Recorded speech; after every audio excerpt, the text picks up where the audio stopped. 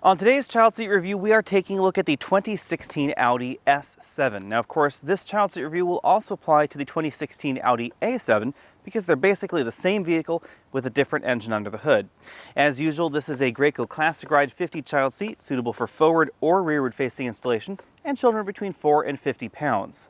In many ways, the A7 is a slightly sexier A6 with a slightly less practical rear seat, because rear seat headroom does take a little bit of a drop in order to give us this sexy profile that we have in the A7.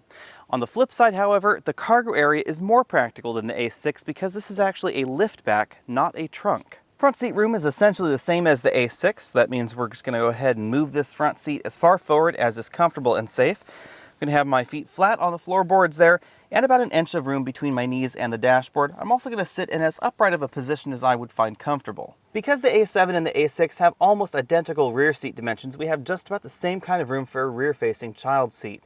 Now, with that front seat adjusted for me at 6 feet tall, and if I put the seat in its proper position, latched all the way in firmly to the vehicle, I would have about an inch of room between the front seat and the child seat. Like the Audi A6, because of the shape of the dashboard and the way the front seats actually sit in the vehicle, I was not able to do this over here on the driver's side. An important thing to keep in mind is that this vehicle is a 4-passenger vehicle only, so there is no center seat right here in the back.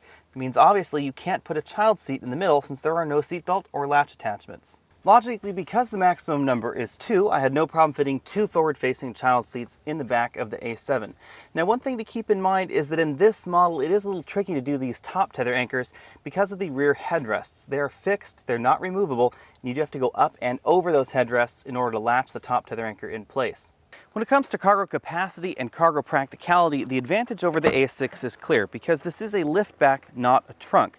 That means it actually is quite easy to fit very large items inside the A7 that you couldn't normally fit in the A6. The rear seats still fold completely flat with the cargo area, but instead of a trunk pass-through, we have a completely open area in order to put large items in the back. That means I had no problems with child seats or with roller bags like we have here. In addition, the A7 is a little bit longer than the A6, and that does mean that the cargo area is a little bit longer than you find in the Audi sedan.